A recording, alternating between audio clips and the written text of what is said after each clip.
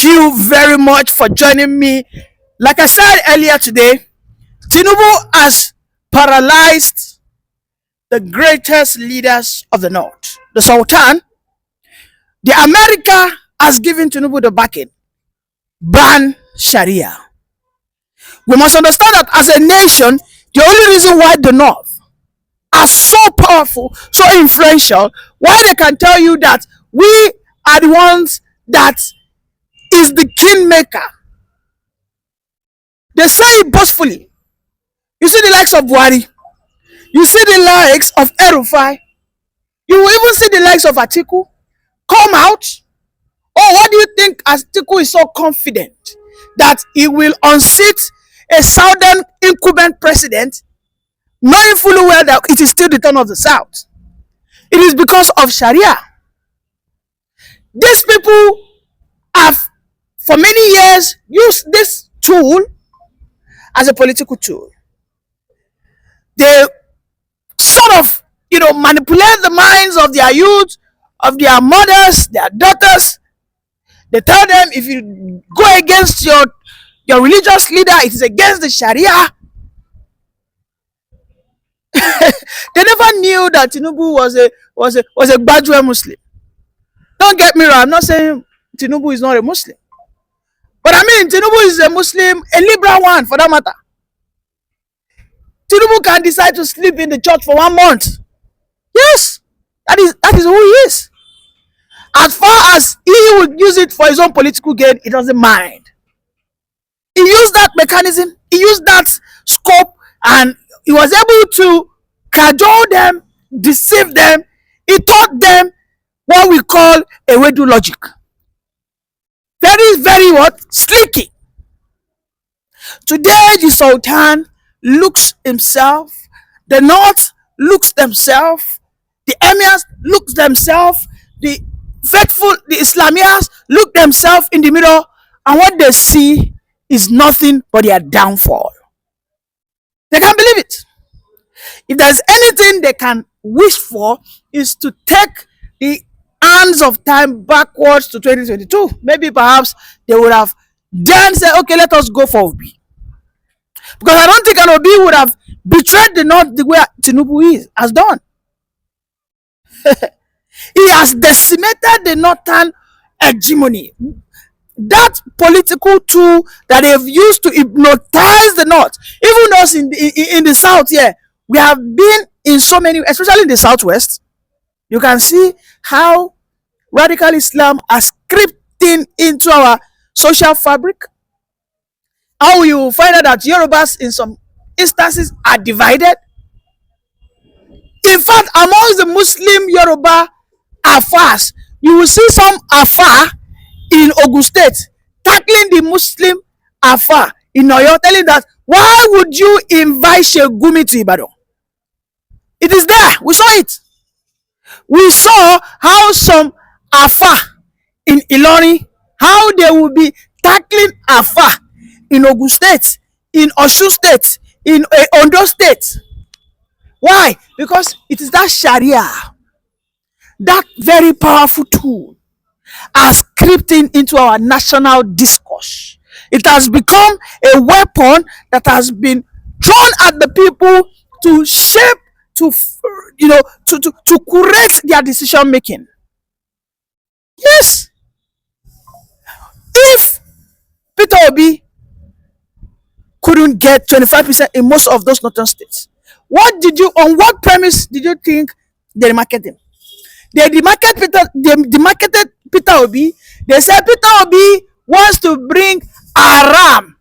That what Peter Obi was building while he was in the North was an alcohol industry. He was building industries to produce trophy, hero beer, live beer. That these things are against our religion, and according to the Sharia, these things are not allowed. That's what they said. So if Obi becomes the president, he would have, desecrated the values, the cultures of the North. Is that not Sharia? Is that not Sharia? And we know how they use Isba. We know how they use all this police. Okay? Because this police, for me, I can even tag them as non-state actors. But they use them to what? To clean up, to hold people ransom, to destroy people's businesses. Oh, they never believe it. They never, because when America told Tinubu, listen, you have done something wonderful, you have nominated, and it has been confirmed. General Musa is now the what? Minister of Defense. America have sent him a letter of, recommendation. They've applauded him. Just a letter of congratulations for you've done the right thing. Then they said, listen, Sharia and Isba must go. Nigeria cannot be a secular state, and then you are having religious enforcing agency. That doesn't make sense. Everything about Nigeria we copied America, but the true democracy is what the North has stood against. The things that made America a true democracy, which is each state having almost an autonomy. States are almost autonomous, at least to an extent, 60 to 70%. In most cases, states are autonomous. They handle their security, they handle their resources, they only remit some aspect to the federal. In fact, in some cases, states can decide their immigration policies. Oh yes. We saw how at a point in time, Texas built a wall to barricade some immigrants from coming in. Yes, they did it. When they said that these people are so these things are what the North have always used. What made the Sultan so powerful and so influential above all kings? Because I'll tell you, and I don't want you to feel bad. As far as Nigeria is concerned, the most powerful traditional ruler in the country is Sultan. Yes. As far as Nigeria, the current Nigeria today, the Obi of Onitsha cannot command the respect Sultan commands. I will say it, the Oni of Ife cannot command the command Sultan commands. Why? Because it is only the Sultan that has his culture and value guaranteed by the constitution. It is the Sultan that ensured that Arewa Consultative Forum was created. The Sultan ensured that so many things happened. Yes. Didn't we see him the last time saying that we should not demonize the word jihad? That jihad simply means struggle. Struggle, strive for excellence. When the general public are saying that jihad is synonymous to warfare, he said, no, this is what it means. Turning white to black. That's on one side.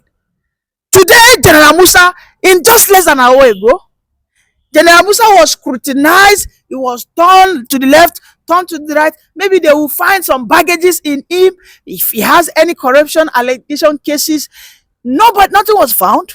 Ali Ndume asked him some question, told him, Oga, I hope you becoming the Minister of Defense, you will not get in there and start, operating with the sentiment of a Christian. They asked Musa, they said, listen, I hope you are not on the side of the Christian genocide. Your intention is to get in there and ensure that the Nigerian people are safe and secure. Could you believe the reply of General Musa? He said, I will ensure that no stone is unturned. Every name behind the sponsorship of this terrorism, I will unravel it. Everywhere burst. He said, he gave a timeline. Before the end of December 31st, we will begin to have more names. Listen, I dare say that Mr. Musa's life must be protected. Because I have never seen where a minister is so loved and so much is expected from him. Of course, a lot of people want to sabotage him. That we know. When we already see some people, accusing him of, intentionally bombing Muslim communities in the north. But we will not be deterred. Yes. All the opposition members have been supporting, I never see this kind. Even obedient movement, obedient, my own, as in obedient movement, AAC movement that I belong to, obedient movement that I also look at, supports Musa. Everybody supports Musa. The only complaint that come towards Musa came from the north. They say you, when you were the CDS chairman, you bombed some like about 3 or 4 Muslim communities. You said it was a mistake. That no, that is Buratai. I'm gonna play you like 5 minutes of what you need to listen to the words of Musa. You need to listen to him. But let me quickly talk about the Sultan once more, then we'll show you that video. You see, America, to call out Sharia, they know what it means. There is no country that practices Sharia democracy can thrive. No, it wouldn't. There is no country that can practice Sharia and have democracy effectively working. It can't. Because Sharia protects the elites, and in most cases, the religious elites. This is not me coming here to demonize Sharia. It is what is obtainable. You go and check it. What happens in Saudi Arabia?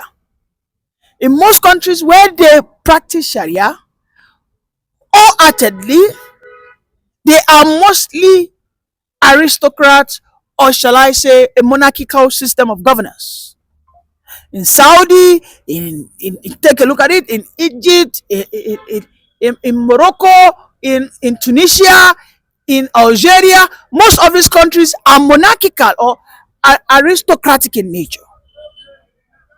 So he understands that, America understands that, Tinubu, when we begin to come in and decimate these terror sponsors, there's someone that can use this tool to whip up sentiment. But I dare say that it is not going to be an easy thing. I also dare say that no president could have tried to do this, wherein they are talking on banning Sharia. There is no president that has ever tried it. We all grew up in Nigeria. We know how Obasanjo, how he cowered. Obasanjo became a potato chips. He gave approval. Okay, go and, do you want Sharia? Okay, go and create it. Shebi will go win the election. That's what he did. He didn't look at the repercussion. As at that time, many groups rose up. The Christian Association of Nigeria rose up. They told the Oga, what is happening? How can you say that Sharia states should start adopting Sharia? But what do they have? The Sultan rose against it. I could remember when some group of Christians said they wanted to have, is it Leviticus or ecclesiastic? I think ecclesiastic courts. The Nigerian Supreme Council said no, they will not allow it. That's the truth. It's out there. But you just check it. They said we will not allow it, that there won't be a court that will be settling matters in line with the Christian values. Oh, you can see how protective they can be. However, our Southern leaders in the past, I don't know how they fell for this bullshit. Somehow Sharia got inserted. To eject it now, I hope it doesn't cause civil war. And this is why I said that America backing Tinubu is the only way Tinubu can take it out. And if Tinubu fails to take Sharia out of the constitution this moment, then I dare say nobody, no civilian president, unless a revolution happens. I repeat, no civilian president. If Tinubu fails to do this very critical thing, remove this Sharia from the Nigerian constitution, because it poses a very wide threat There's this level of supremacy that it brings for the northern Muslim elite. Yes, because you cannot be having national conversation when the constitution has said at one point in time that no state shall adopt a particular religion, but some states are practicing Sharia. And when you question it, they'll tell you go to section 267. You will see there that Sharia is guaranteed, it's constituted. And that's no lie. So Tinubu must do what it needs to be done. If he fails, forget it. Nothing. Nothing. Nobody can try it again. Because they will go in there, they will ensure that a Yoruba man becomes politically or you extinct. They will just send you to the back door.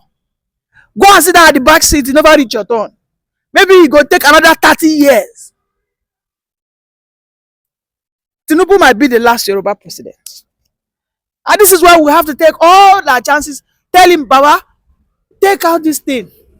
Regionalize us. If they don't agree, say, Moku, take them out. Use it as a bait. Let's take this out so that we can all see ourselves as one. Nobody has any special recognition in the constitution. Your religion should not be specially recognized. Nothing. Or we go our regional ways. In your region, if you want to do your Sharia, so be it. If tomorrow Yoruba land becomes Muslim dominated and then they override the Christians and they push for the bill, so be it. Yes.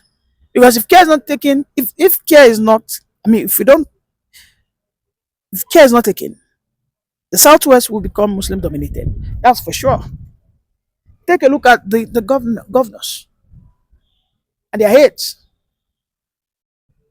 especially in Lagos. Take a look at it. Let's listen to General Musa. Shattering screen that just happened. Mr. Chairman,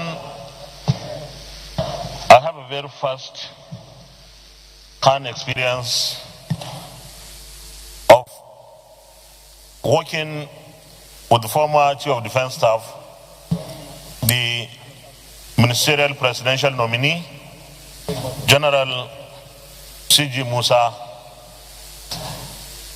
Like you all did, those who spoke before me, let me commend Mr. President, Commander-in-Chief,